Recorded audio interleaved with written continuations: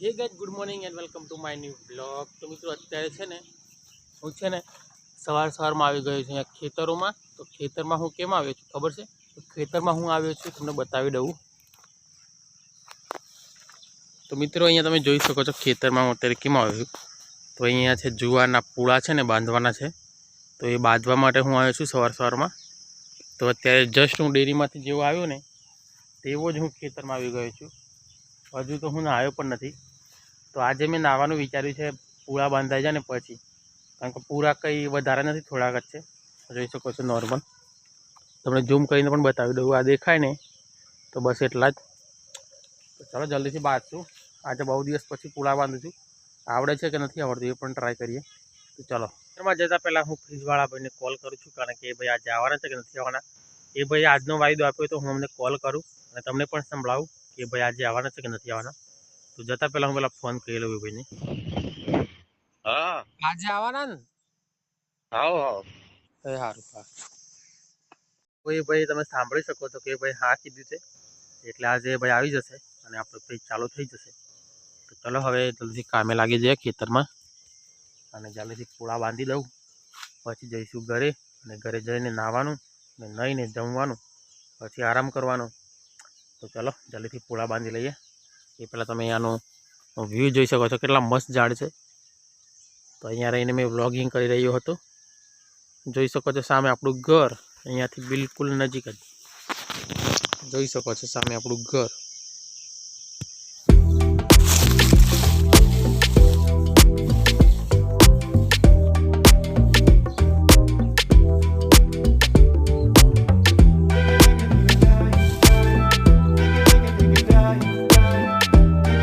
મિત્રો મેં તો છે ને પહેલાં પણ પૂળા બાંધેલા છે ને, એટલા માટે મને પૂળા બાંધતા આવડે છે।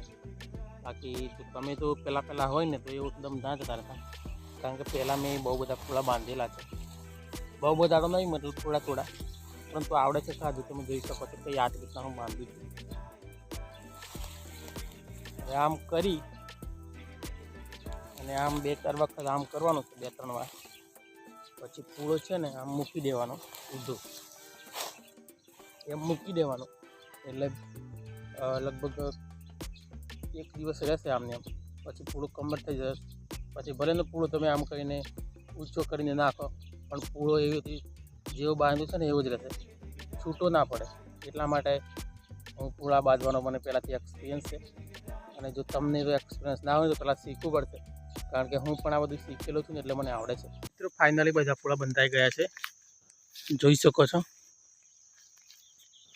માત્ર ને માત્ર કેટલી મિનિટ થઈ હશે કહું? લગભગ 15 મિનિટ જેવું થયું હશે, અને 15 મિનિટની અંદર મેં બધા જ પૂળા બાંધી નાખ્યા। તો જેવો ડેરીમાંથી આવ્યો ને એવો જલ્દી અહીંયા આવ્યો હતો। મને ખબર હતી કે જો હું વહેલા પૂળા બાંધીશ ને તો ઓછા ટાઈમની અંદર કામ થઈ જશે, અને જો ઘરે હું જમી નહીં ધોઈને ફ્રેશ થઈને આવીશ તો અહીંયાથી 2 કલાક પણથી વધારે ટાઈમ લાગે, કારણ કે વહેલા કામ કરવું ને એ બહુ સારું કામ છે। કારણ કે વહેલા કામ કરીએ ને તો ઓછા ટાઈમની અંદર કામ થઈ જશે, અને મોડા કામ કરીએ ને તો લગભગ ટાઈમ જે થતો હોય ને એનાથી પણ ડબલ ટાઈમ થાય છે। એટલા માટે તમે પણ ખાસ કરીને જે પણ કામ કરો ને તો વહેલા કરી લેવાનું। ખેતરોનું કામ હોય ને તો વહેલા કરી લેવાનું, બાકી ઘરનું તો કોઈ ટેન્શન જેવું નહીં। ઘરનું તમે જ્યારે પણ કરવું હોય ત્યારે કરી શકો છો। ગરમી જોઈ શકો છો, જેથી હું કામે લાગ્યો ને ત્યારથી વચમાં બિલકુલ નો બ્રેક। જ્યારે કામ પત્યું ને ત્યારે જ મેં રોકાયો, બાકી હું રોકાયો નથી। જ્યારથી કામ લાગ્યું ત્યારથી કામ પૂરું કરીને જ હું રોકાયો છું, એટલા માટે ગરમી પણ બહુ થઈ ગઈ છે। અને અહીંયા એક કૂતરો કંઈ અહીંયા સૂઈ રહ્યો છે કે શું છે કંઈ ખબર નહીં પડતી, પાસે જઈશું।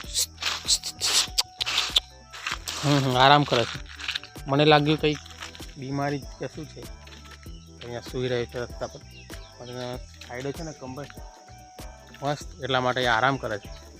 તો હવે જલ્દીથી ઘરે જવું અને નહીં ધોઈને ફ્રેશ થઈ જાઉં, પછી જમીને આરામ। તો અત્યારે મિત્રો હું છે ને ઘરે પણ આવી ગયો છું, અને નહીં ધોઈને કમ્પ્લીટ ફ્રેશ થઈ ગયો છું, જમી પણ લીધું છે, અને હવે થોડી વાર આરામ કરીશ, અને પછી સાંજે આવશે ફ્રીજવાળા ભાઈ, એટલે પછી આપણું ફ્રીજ ચાલુ થવાનું સાંજે, એટલે મળીએ સાંજે। ચલો, લાઇટ ફિટિંગ કેવી રીતના કરે છે, હું ડેરીમાં જઈશ ને એ ભાઈ આવશે તો હું શાયદ લાઇટ ફિટિંગ ના બતાવી શકું. હું જો ઘરે હોઈશ ને આવશે તો લાઇટ ફિટિંગ બતાવીશ અને ફ્રીજ કઈ રીતે ચાલુ કરે છે ને એ પણ બતાવીશ. ચલો શું થાય છે જોઈએ.